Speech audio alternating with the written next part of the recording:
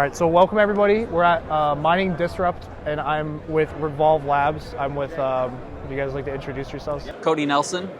I'm Felipe, Pinto. And today we're going to talk about Revolve Labs and everything they have to offer. And first I want to start off with just a brief history about the company and what you guys do. Sure. So we are a sort of all-in-one service provider in the mining space. We also might not get into this very much, but we're parlaying our competence here into the AI and sort of broader HPC world. But when you zoom into mining, we offer hosting, co-location, right, where we take other people's machines, plug them into our facilities, and run them. And then we also offer repairs. So that's kind of our bread and butter. As an offshoot to that, we've recently launched a warranty product, which is the first of its kind. So it's underwritten by credible third parties. And then we also have started to monetize some of the internal tools that we've built around energy optimization, around repair management, fleet management, and we're continuing to build out on that front. So you guys have your own dashboard here on the bottom, right? Yeah, it's not the best picture. This is sort of one of the applications. This is a sort of repair center, workflow manager, sort of fleet management for machines that need repairs, right? One of the pain points in this space that people talk about is they send a machine somewhere and they don't know what happens to it. They don't know when it's going to get fixed. It's hard to communicate. This sort of solves for that by having it, productized, right? Where you can go in, any touch point that occurs, the diagnostics, reception, diagnostics, repair attempts, etc. You know what's happening to each one of your machines all the way down to the component level, and so this is something that doesn't exist at all in the space. Yeah. Next, I want to talk about your backgrounds, not only in this space and what you're doing with this company, but traditionally, what you did before crypto and how you found crypto. So I guess I'll start. I have my hands on a lot of things as the COO, and we have a lot of services and products. So I have a very busy job keeping everything going and developing everything. So I actually was the primary person involved in designing and building out our first 20 megawatt data center in Minnesota. Also, I was the one that started the repairs side of our business. I actually traveled to Bitmain and was trained as a ASIC repair certified repair technician. And then after that, I actually was a Bitmain certified trainer, so where we would actually train other people that were interested in doing ASIC repairs. Bitmain has since shut that down, and we actually set up our own in-house certification for ASIC repairs. And I was the one that built out that system or that certification course.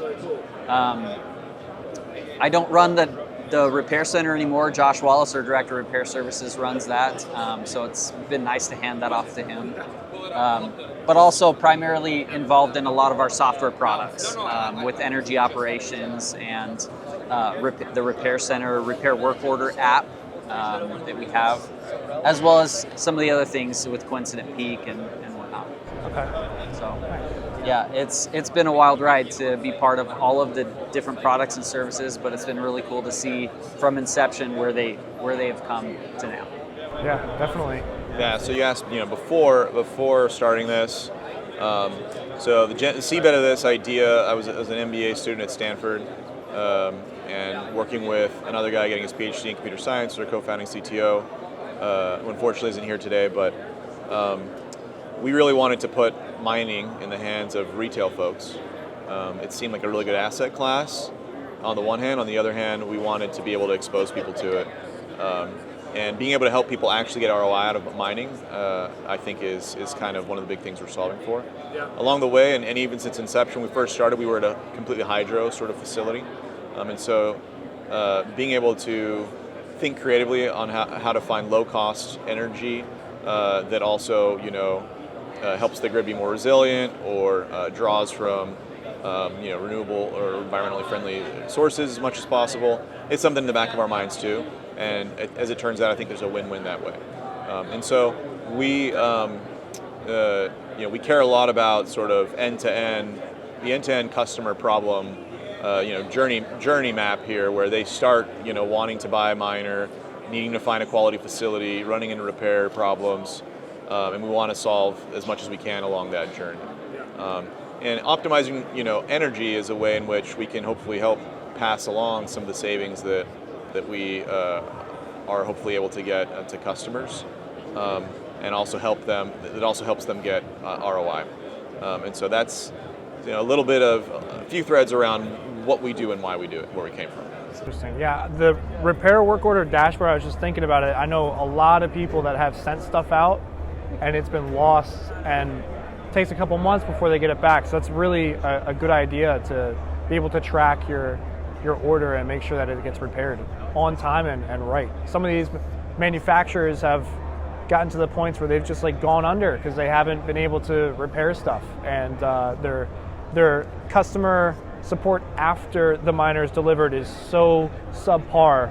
It's nice to see that you guys are coming up with solutions for that. So yeah, we heard the same thing and the same feedback, and that's why we created it, because our customers were like, well, yeah, we sent something into Bitmain and then they lost it. And we were like, okay, well, what now? And they said, sorry. And we're like, that should never happen, right? So creating something where there's transparency. They know the tracking number coming in, they know when we received it, they know what we have, they know what is shipped back out and what tracking numbers they are. And if there's anything that happens in between that, they know what's going on. I wanted to know next, what are you guys doing at Mining Disrupt? Yeah, so I think, again, we're at a unique place where we have enough products and services that we appeal to all sorts of different people, not just retail customers, but also other businesses. So B2B and B2C, we can offer them, software solutions. We can offer them hosting. We can offer them repairs. So really, anyone that comes here, they could benefit from either one or multiple of our products or services. Yeah. That's great. Yeah, I think obviously this is the place to do it at Mining Disrupt, and you guys have been around since 2019. Is that 2017? 2017. Yeah. I think it's our third or fourth year at Mining Disrupt. All right, interesting. Are you guys planning on doing any other conferences throughout the year? Yeah, probably. We'll probably be at BTC in Las Vegas. There are several others. We have, as it turns out, we have customers in Europe too, so we might do one there this year. So yeah. These conferences seem to be more and more every year, so it's hard to keep track of them all. Lastly, I just want to touch base on your vision, your future vision moving forward. Do you guys have anything new you're planning to bring to the table, or just where do you see this space going, and kind of take this any direction you really want to go with it? Yeah. So as pertains to this space, I think the vision is, to try and come up with all-in-one solutions that are very seamless for the client and de-risk as much as possible, right? We want clients to realize as much profitability as they can, while also taking away as many of the risks and pain points that have traditionally come in this space. So that's big for us. Along the way, I think being able to sort of provide analytics, right? Which devices are more profitable than others? How do I think about that? Being able to provide sort of services around looking for alternative solutions for different products and services. Being able to provide a digital platform for that, I think, is also important to us. There's people with bits and pieces. Some of them are our partners, and we want to put together sort of inspiring solutions that help people just sort of come to one place and they can get what they need to. So I'm talking a little bit in generalities here, but there's more to come later this year. There's a lot of stuff on the roadmap there, and that's for the retail client. For people within the space that might have a larger footprint, or even for our competitors, we have these sorts of solutions around repairs, around energy optimization that can really help them save quite a bit of money, and we've started gaining some traction there too. So that's something that is part of our vision. So yeah, that's what I'd say in the mining space. I think more broadly in the HPC world, we are also sort of starting to build larger data centers that cater to artificial intelligence workloads. So that's also part of what we're doing. I think as we're going forward, gone are the days of mining with a S9 and it failing and you being completely clueless on what to do because there's no information on these things. Companies such as yourselves are definitely providing useful information to the whole industry itself. So it's nice to see that progression as we get more involved in Bitcoin mining and just mining in general? Yeah, I think one of the big benefits that we offer as B2B customers is a situation where we're problem solvers. So a lot of large customers like Marathon, for example, came to us when they were vertically integrating because they realized they didn't have expertise in how to run a site. And so one of the things that we did for them was help them manage that site, set up SOPs, and help them become independent in running that site. That's just one example of where we think outside the box and we help come up with creative solutions to make sure that customers are happy and they can actually do things that they want to do. And I think that's where we tend to shine is, bring us your problems and then we'll help you solve them. Absolutely, yeah. That's great. Yeah, and I'll add that I think we have this repair center training course that, I don't know, the majority of the big public companies, large private ones as well, have sent their folks through. On top of things like these vertical integration efforts, we've had multiple clients, asking, and we've been able to assist with that, hundreds of megawatts, and so our team's pretty well versed.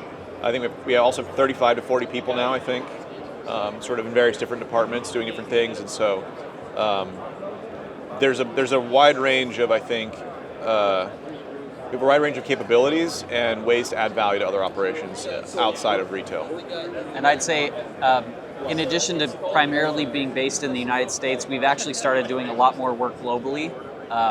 Australia, for example, not only just providing them with solutions, but also our repair training course. So we had people in our last repair training course from Australia. We've gone to the Middle East to help from Canada. There. We just recently finished a training in UAE. So yeah, we're starting to do a lot more things globally, not just domestically. Is your ASIC repair school, I guess I could call it that, is that open to anybody? Anybody can sign up for that? Yeah, our Maybe ASIC repair, our ASIC repair certification course is geared towards teaching someone that has really no experience soldering or any electrical knowledge background. So it's really just from the ground up. Exactly. So anyone can do it, and we can help them become independent in doing repairs. It helps if you have a background knowledge definitely. in electronics and soldering, but that just means you'll just catch on that much faster. Is it in person or online or? It is in person, yeah. And the reason for that is there's some things we just can't teach through a remote course. And so having them present where we can actually coach them through, this is how you solder, this is how you troubleshoot, makes it actually a good product, right? Because it would not be sufficient if it was. And it's not a 2-hour, course. 80 hours. It is a 2-week, 80-hour course. Okay, yeah, that's what I was going to ask. Where is it located? At our repair center, we have a 10,000 square foot repair center in Colorado Springs, Colorado. That's great to hear. So if anybody wants to join, there will be a link in the description so you guys can check that out, as well as a link for this if anyone's interested in. You guys offer a lot of solutions, so if any of those fit your needs, definitely reach out to them. And it was great talking to you guys. Do you have anything else you'd like to add? No, I think I would just say, there's a lot of pretenders in the space. There's a lot of fleecers in the space, if you will.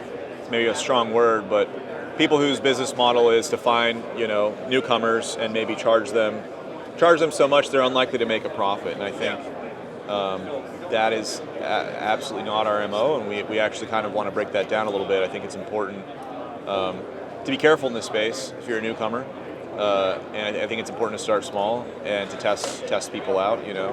We certainly don't.